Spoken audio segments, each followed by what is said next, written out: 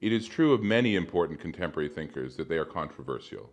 Often, what makes thinkers important is precisely that they say controversial things. What is especially challenging about Leo Strauss, however, is that the controversy surrounding him is often about what his position actually was. In both the secondary literature and the popular press, there is basic disagreement about what Strauss was in fact arguing. Trying to provide an introduction to the thought and writings of Leo Strauss, then, is necessarily problematic.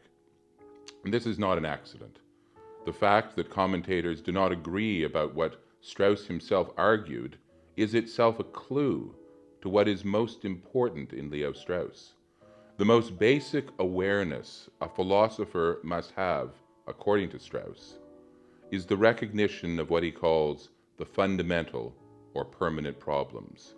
At the very center of his life and thought, Strauss is calling upon us to recognize the deeply problematic character of human existence. It is entirely fitting that Strauss's thought should be inherently problematic. But none of this makes the work of providing an introduction to that thought any easier. Strauss has generated dramatically varying interpretations. For his students and often admirers, sometimes called Straussians, Leo Strauss is among the most significant scholars or philosophers of the 20th century. In fact, perhaps the most important. For these, he is a figure who has revived political philosophy and classical thought, rediscovered old and hidden ways of reading, and made the very beginnings of Socratic political philosophy available to us once more. He has diagnosed with unsurpassed clarity the crisis of our time, and yet has also recovered the nobility and validity of revelation and renewed the debate between Athens and Jerusalem. In so doing, this Strauss has helped free his readers and students from false and destructive ideological thinking or naive ambitions about the transforming possibilities of politics, and so has recovered political moderation and the need for statesmanlike prudence and restraint in our all too dogmatic political world.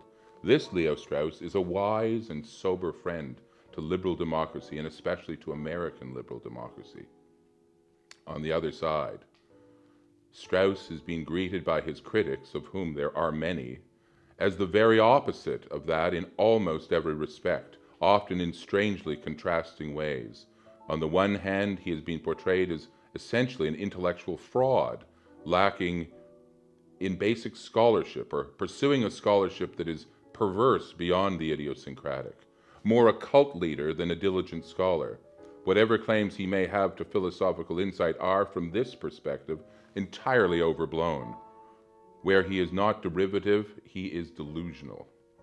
At the same time, other critics have portrayed Strauss as not so much an incompetent crank, more a kind of intellectual Moriarty, a spider weaving an insidious and hidden web that seeks to undermine liberal democracy. This Strauss seeks to effect a politics of lying and manipulation informed by the thought of Nietzsche or even by a kind of fascism. In this view, Strauss's all too superior philosophers are supposed to rule over all too human subjects.